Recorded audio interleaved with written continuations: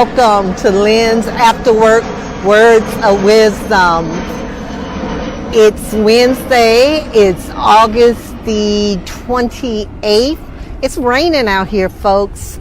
Just as I got to my location, it started raining, but I came on out anyway because I know how it is in South Florida, and I don't think it'll last long. It's just drizzling a little bit. Hi, Veronica. Thanks for joining me. I am so glad that so many of you have been watching either live or on the replay. It just means so much. And please continue to share with those you think can get something out of these words of wisdom. And also, let me know what you're thinking about. If it causes you to think at all, please let me know about that, because this is not meant to be a monologue. This is meant to be a dialogue. I want to learn from you while you are learning from me.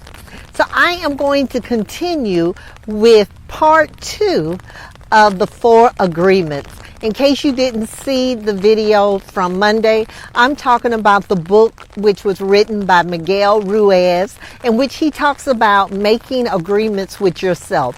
And he says there are 4 agreements which you must make with yourself, especially if you want to be successful in this world. And this is part of the personal development that I went through myself. See, I'm always interested in doing personal development.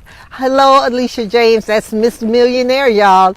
I'm doing happy Wednesday to you too, Alicia. But today I want to talk about number 2. Be impeccable with your word.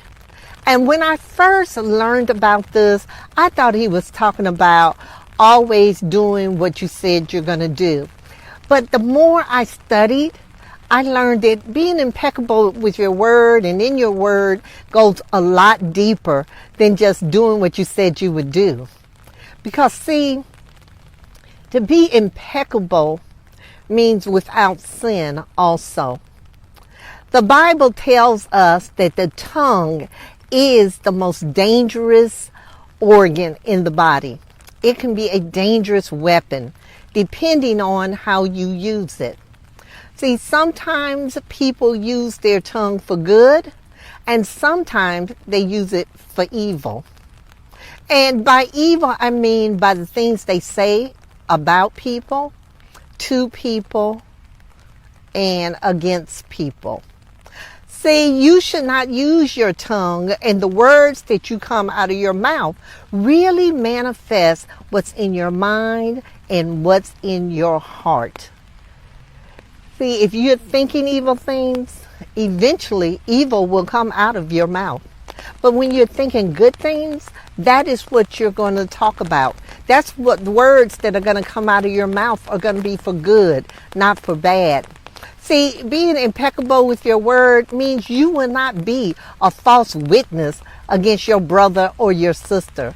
You're not going to get up and lie on your neighbor. Not at all, because that's not being impeccable with your word. When you're impeccable with your word, you're going to speak things about love. You're going to wish well on people that you come in contact. Regardless of what they have done to you in the past, you're not going to speak out against them. You hold that into yourself, because that's what it means about being impeccable with your word. Now, it does mean also doing what you said you would do and being honest with people. Being honest about how you really feel. Being honest about what you're willing to do and what you're not willing to do. See, if you're not willing to do it, then let people know, I'm not going to do that. Say what you mean and do what you say. That's part of being impeccable with your word. Now, I talk a lot about positive thoughts and having positive thoughts. And that all goes back and goes into this whole impeccable with your word. When you have positive thoughts, then positivity will come out of your mouth. And that's what you need to be doing, even with yourself. Thinking positive thoughts and speaking positive things into being.